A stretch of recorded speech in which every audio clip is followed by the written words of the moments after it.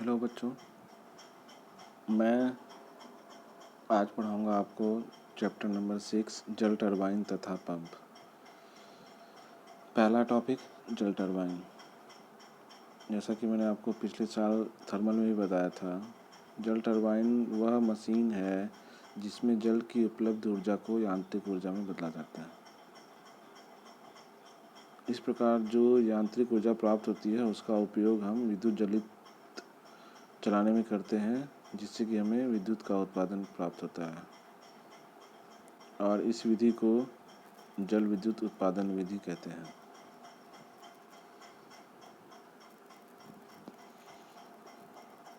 Next है जल टरबाइनों का वर्गीकरण। जल टरबाइनों का वर्गीकरण निम्न प्रकार किया जाता है। पहला, जल शीर्ष तथा जल की उपलब्ध मात्रा के आधार पर। इस आधार पर ये दो प्रकार के होते हैं, आवेगी या वेग टरबाइन तथा प्रतिक्रिया टरबाइन। आवेगी टरबाइनों की क्रिया में उच्च शीर्ष तथा कम मात्रा में उपलब्ध जल की आवश्यकता होती है। प्रतिक्रिया टरबाइन में क्रिया में निम्न शीर्ष तथा अधिक मात्रा में उपलब्ध जल की मात्रा आवश्यकता होती है। दूसरा, आविष्कार के नाम के आधार पर। इसमें पहला है पेल्टन व्हील, दूसरा फ्रांसिस और तीसरा है Kaplan turbine. Pelton wheel turbine का आविष्कार M.A. पेल्टन ने किया था, उसी के नाम पर है ये। दूसरा है फ्रांसिस टरबाइन, इसके आविष्कारक G.V. फ्रांसिस के नाम पर है। और तीसरा है डॉक्टर B. कपलान के नाम पर। थर्ड है चल ब्लेडों पर पानी की क्रिया के आधार पर। ये दो प्रकार की होती हैं, आवेगी तथा प्रतिक्रिया टरबाइन। आवेगी टरबाइन की क्रिया जल के आवेग से प्राप्त होती है, जैसे पेल्टन व्हील टरबाइन। प्रतिक्रिया टरबाइन की क्रिया दाब ऊर्जा के गतिज ऊर्जा में बदलने से प्राप्त प्रतिक्रिया द्वारा होती है, जैसे फ्रांसिस या कपलान टरबाइन। नेक्स्ट है रनर पर पानी के प्रवाह की दिशा के आधार पर। पहला, इसमें स्पर्श रेखीय। इसमें जो जल है वो टरबाइनों में रनर के फलकों पर पानी का प्रवाह उनके सम्मुख पथ पर स्पर्श रेखीय होता है। दूसरा, त्रिज्या प्रवाह टरबाइन। इसमें पानी का प्रवाह रनर में घुमाव अक्ष के लंबवत होता है। तीसरा है अक्षीय प्रवाह टरबाइन। इस प्रकार के टरबाइन में पानी रनर के घुमाव अक्ष के समांतर प्रवाहित होता है। इन तीनों का फिगर ये दे रखा है। पहला अंतर्मुखी त्रिज्या प्रवाह, दूसरा अक्षीय प्रवाह और तीसरा मिश्रित प्रवाह। फिर लास्ट है मिश्रित प्रवाह। इसमें प्रवाह टरबाइन में रनर पर पानी का प्रवाह दो प्रकार से होता है, कुछ भाग में त्रिज्या प्रवाह तथा शेष भाग में अक्षीय प्रवाह। फिर है टरबाइन शाफ्ट की स्थिति के आधार पर। ऊर्ध्वाधर या क्षैतिज। क्षैतिज में है पेल्टन व्हील टरबाइन, जबकि ऊर्ध्वाधर में अन्य प्रकार की खास टरबाइनें होती हैं। नेक्स्ट है विशिष्ट गति के आधार पर।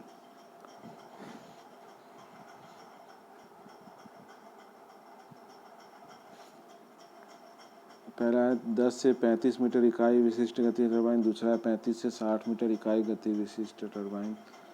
नेक्स्ट है 60 से 30 मीटर इकाई विशिष्ट गति टरबाइन। फिर है लास्ट है 300 से 1000 मीटर इकाई विशिष्ट गति टरबाइन।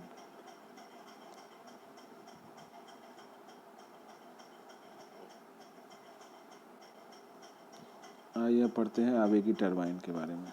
क्या होता है आवेगी टरबाइन? आवेगी यानी कि इम्पल्स टरबाइन।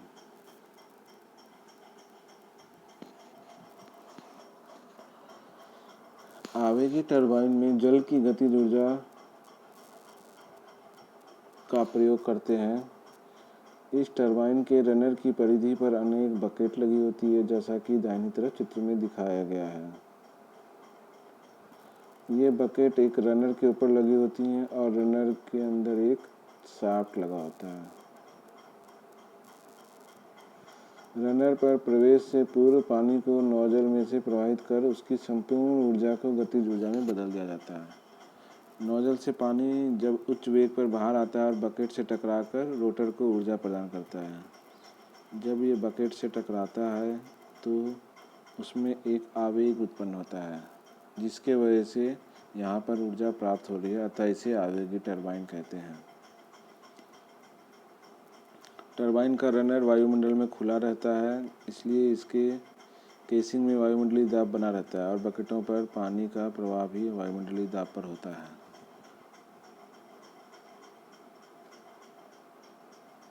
इस टरबाइन का उदाहरण पेल्टन व्हील टरबाइन है। दूसरा है प्रतिक्रिया या दाब टरबाइन। इसमें नीचे चित्र के अनुसार प्रतिक्रिया टरबाइन में रनर एक वायुरोधक केसिंग में बंद होता है और रनर की परिधि पर अनेक वक्र फलक लगे होते हैं, जो कि केसिंग की परिधि पर गाइड फलकों से घिरे रहते हैं। नीचे चित्र में टरबाइन क्रिया सिद्धांत में दो फिगर दिखाए गए हैं, एक है फ्रंट व्यू और उसका एक टॉप व्यू। तो हम टॉप व्यू में देख सकते हैं कि एक रनर है और रनर पे ब्लेड्स बने होते हैं तथा उसके अंदर एक गाइड फलक है।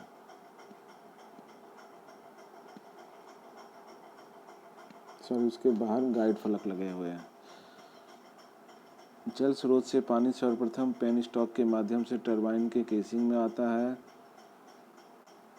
फिर गाइड फलकों से होते हुए रनर फलकों पर प्रवाहित होता है। रनर फलकों पर प्रवाहित होने के दौरान पानी की दाब ऊर्जा गतिज ऊर्जा में बदल जाती है और रनर फलकों पर प्रतिक्रिया बल लगाता है। इसी प्रतिक्रिया बल के कारण इसको प्रतिक्रिया टरबाइन भी कहते हैं, जिसके फलस्वरूप रनर फलकों को गति प्रदान करता है और रोटर भी घूमना आरंभ करता है। अंत में पानी उच्च गति पर रनर से बाहर निकलता है। रनर में पानी की दाब ऊर्जा क्योंकि गतिज ऊर्जा में बदल जाती है, इसलिए टरबाइन के निकास पर दाब प्रवेश दाब की अपेक्षा कम होता है। यदि निकास वायुमंडलीय दाब से कम हो तो बाहर से वायु टरबाइन में प्रवेश कर सकती है, इसलिए टरबाइन केसिंग को वायुरोधक बनाया जाता है,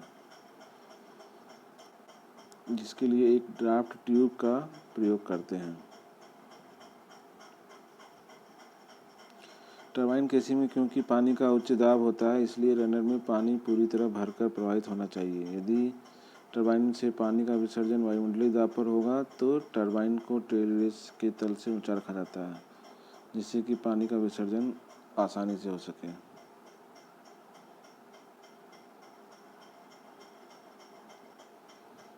इसमें विसर्जन के लिए एक ड्राफ्ट ट्यूब लगाई जाती है। ड्राफ्ट ट्यूब का निचला सिरा टेल रेस में डूबा रहता है, जहां इस ट्यूब में प्राप्त पानी प्रवाहित होता है। अब है इन दोनों टरबाइनों में तुलना, जो कि बहुत इम्पॉर्टेंट है। तो आवेगी टरबाइन में पानी की संपूर्ण उपलब्ध ऊर्जा को गतिज ऊर्जा में बदला जाता है, फिर गतिज ऊर्जा द्वारा टरबाइन में प्रवेश करता है, जबकि प्रतिक्रिया टरबाइन में पानी की संपूर्ण ऊर्जा गतिज ऊर्जा में नहीं बदलती, जबकि यह दोनों प्रकार की ऊर्जा दाब और गतिज के साथ टरबाइन में प्रवेश करता है। आवेगी टरबाइन में निकास पर जल का प्रवाह लगभग शून्य वेग पर होता है और प्रतिक्रिया टरबाइन में निम्न दाब तथा उच्च वेग होता है। आवेगी टरबाइन वायुमंडल में खुला होता है, जबकि प्रतिक्रिया टरबाइन वायुरोधक होता है।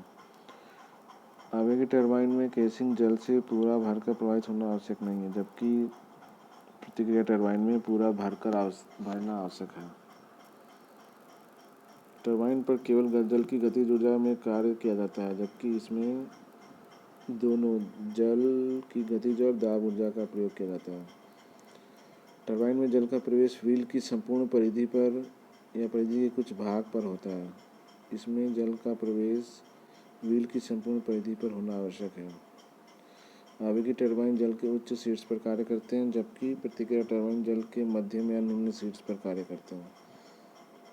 आवेगी टरबाइन में पानी की कम मात्रा से चलाए जा सकते हैं, बट प्रतिक्रिया टरबाइन में पानी की पर्याप्त मात्रा होना आवश्यक है।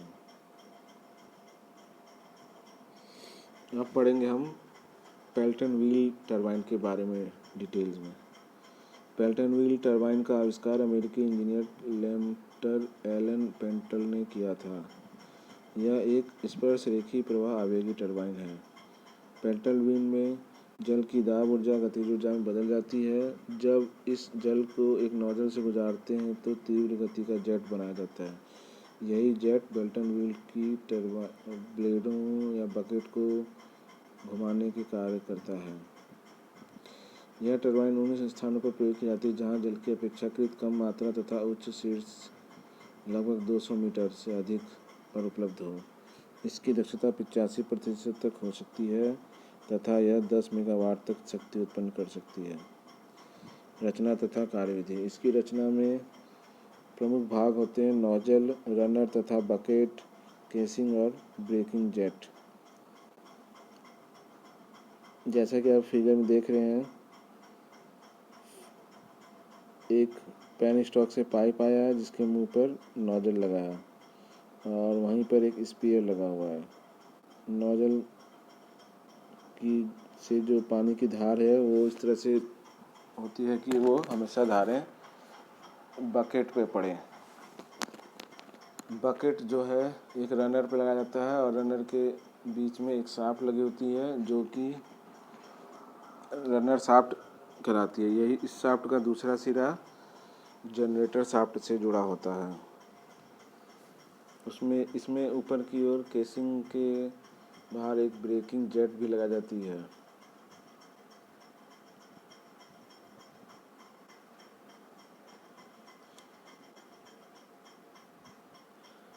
पेल्टन व्हील का जो रनर होता है एक वृत्ताकार डिस्क के आकार का होता है, जैसा कि चित्र में दिखाया गया है। व्हील एक क्षैतिज शाफ्ट पर दृढ़तापूर्वक बद्ध होता है। इसकी परिधि पर अनेक बकेट लगे होते हैं। ये बकेट दो अर्ध गोलाकार कप आकार के होते हैं जिनके बीच एक विभाजक दीवार होती है।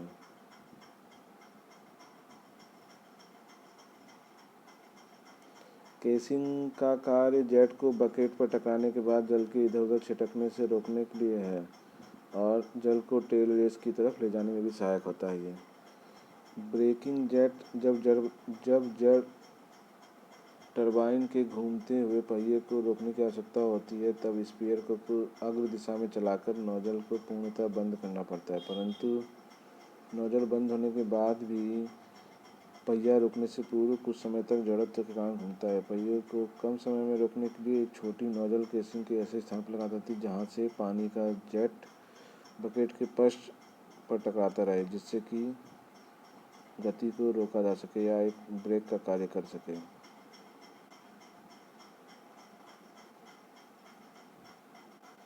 पेल्टन व्हील का क्रिया सिद्धांत इस प्रकार है कि इसमें पानी का प्रयोग उच्च गति पर नोजल के माध्यम से होता है, जिसमें उच्च शीर्ष पर पानी का जेट बकेट के मध्य भाग से टकराता है और बकेट के जुड़वा अर्ध गोलाकार कप पर कोई परिणामी अक्षीय बल क्रिया नहीं करता। बकेट के कपों का आकार इस प्रकार होता है कि पानी का जेट इनसे टकराकर पीछे की तरफ वापस आता है। बकेट के दोनों कपों में सामान्यतः जेट का विशेष 165 से 170 डिग्री पर होता है। बकेट पर जेट के टकराने तथा अक्षीय दिशा में बहने के कारण जेट के संवेग में परिवर्तन होता है। फलस्वरूप रनर पर स्पर्शी बल क्रिया करता है और रनर को घुमाव गति प्रदान करता है।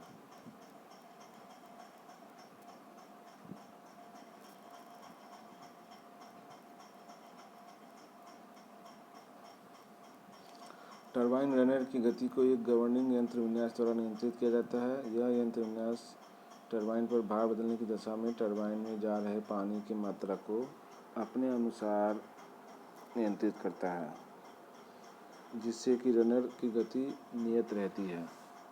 नेक्स्ट है फ्रांसिस टरबाइन। फ्रांसिस टरबाइन एक अंतर्मुखी त्रिज्या प्रवाह प्रतिक्रिया टरबाइन है। यह मध्यम शीर्ष पर कार्य करता है। इसमें पानी का प्रवेश दाब शीर्ष के अंतर्गत होता है, इसलिए टरबाइन में पानी पूरा भरकर प्रवाहित होना चाहिए। टरबाइन को टेल रेस के जल में या तो पूरा डूबा रहना चाहिए या इसका विसर्जन वायुमंडल में होना चाहिए। यह इस बात पर निर्भर करता है कि टरबाइन का निकास वायुमंडलीय दाब से कम है या उसके बराबर है। पानी का दाब शीर्ष वेन पर से प्रवाहित होने के अंतर्गत वेग शीर्ष में बदल जाता है और अंत में रनर से बाहर आने से पूर्व वायुमंडलीय दाब तक गिर जाता है। फ्रांसिस टरबाइन के मुख्य अंग निम्न है: सर्पिल आवरण, गाइड यंत्रावली, टरबाइन रनर और ड्राफ्ट ट्यूब। जैसा कि दाहिनी तरफ फिगर दिखाई दे रहा है, सर्पिल आवरण क्या है? इसके बाहर का गोल शेप का जो केसिंग है। सर्पिल आवरण में पानी की सप्लाई पाइपलाइन के माध्यम से होती है और आवरण के अंदर गाइड रिंग के घेरे में पानी का वितरण होता है। आवरण का आकार इस प्रकार का होता है कि प्रवेश से निकास तक इसकी काट का क्षेत्रफल धीरे धीरे समान रूप से कम होता जाता है। प्रवेश पर आवरण का अनुप्रस्थ काट अधिकतम तथा निकास पर न्यूनतम होता है, जैसा कि चित्र में दिखाया गया है। इस प्रकार आवरण का सर्पिल आकार होता है और इसी आधार पर इसे सर्पिल आवरण कहते हैं। सर्पिल आवरण पर निरीक्षण छिद्र बने होते हैं और दाब गेज लगे होते हैं। आवरण की रचना उपलब्ध जल शीट्स के आधार पर विभिन्न पदार्थों से की जाती है, जैसे 30 मीटर तक शीट्स के लिए कंक्रीट, 100 मीटर तक के लिए रचनात्मक स्टील आदि।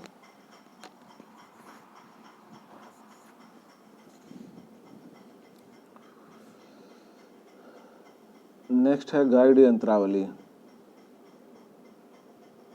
गाइड यंत्रावली में एक पहिए पर अनेक गाइड वेन्स लगी होती हैं।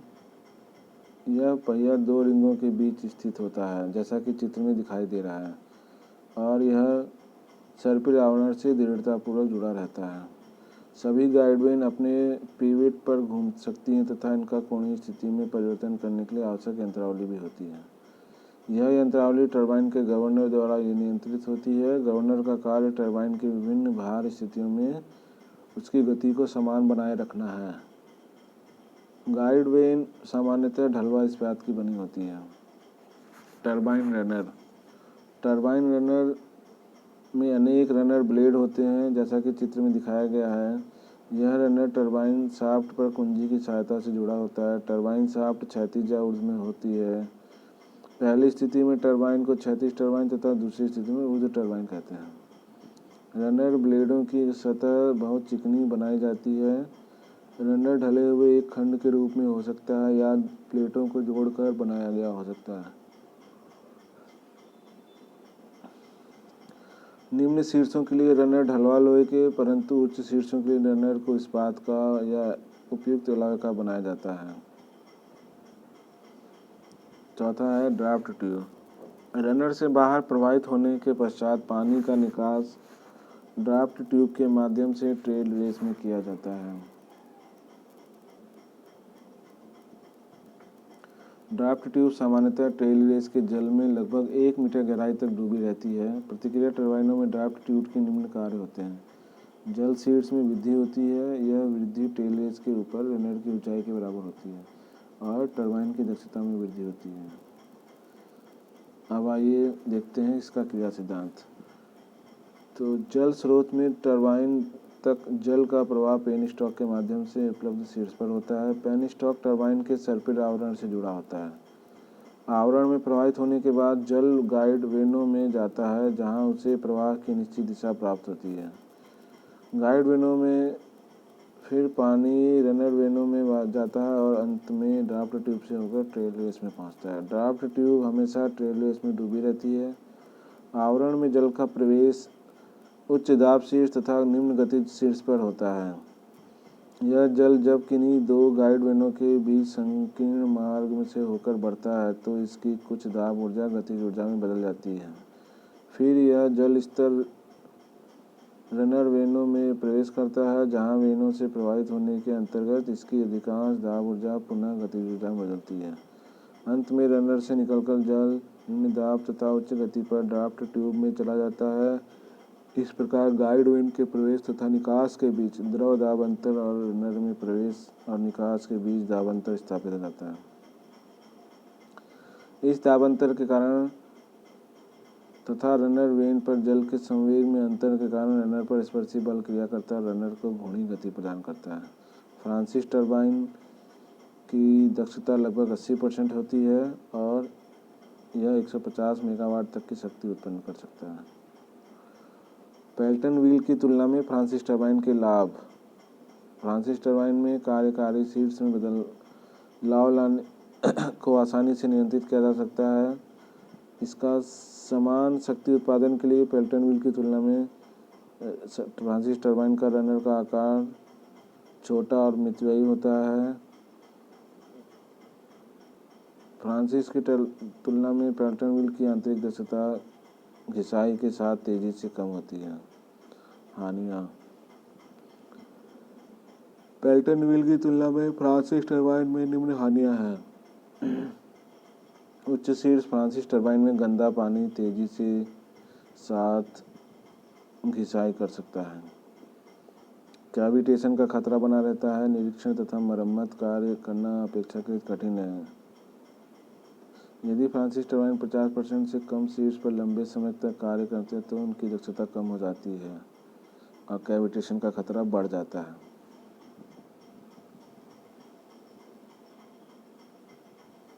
नेक्स्ट है कप्लान टरबाइन।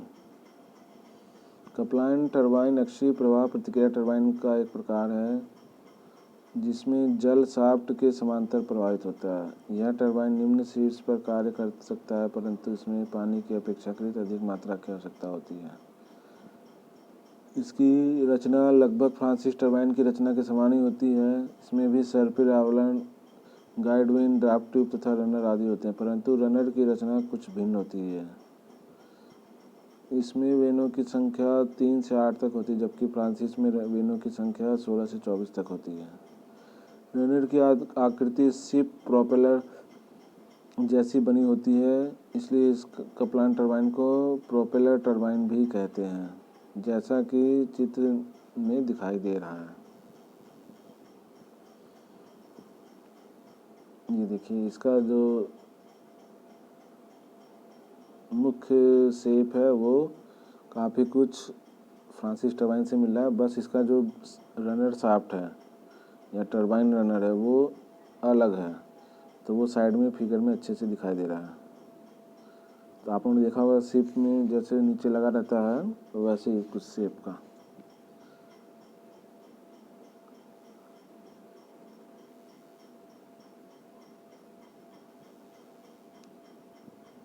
कप्लान टरबाइन में चूंकि वेनों की संख्या कम होती है इसलिए जल की संपर्क सतह का क्षेत्रफल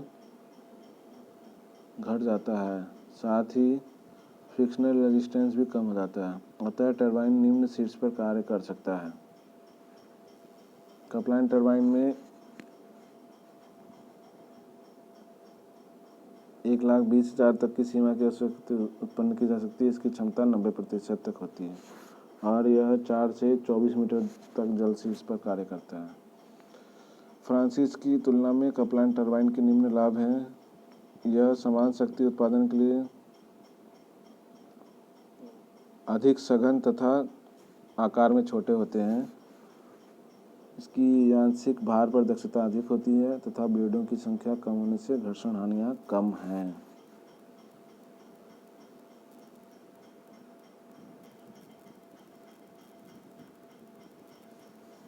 नेक्स्ट है प्रोपेलर टरबाइन। प्रोपेलर टरबाइन एक इनवर्ड फ्लो रिएक्शन टरबाइन है। इसका डिजाइन कप्लान टरबाइन के समान ही होता है परंतु ब्लेड फिक्स होते हैं। यह एक बहुत ही सामान्य टरबाइन है और उच्च प्रवाह दर के साथ सबसे अच्छी कार्य करती है। इस टरबाइन का चलंग अर्थात रनर एक प्रोपेलर होता है। यह प्रोपेलर पानी के जहाज़ों या पनडुब्बी आदि को पानी में धकेलने वाले प्रोपेलर के समान ही होता है। इस टरबाइन में समायोज्य गाइड प्लग लगे होते हैं जो टरबाइन में जल के प्रवाह की दर को नियंत्रित करते हैं। इसके साथ ही वे प्रोपेलर के पीछे जल को एक कोण पर निर्देशित भी करते हैं। ये टरबाइन बहुत उच्च रोटेशन गति वाली होते हैं तथा ये कम शीर्ष के लिए प्रभावी हैं। बाकी शेष भाग दूसरे भाग में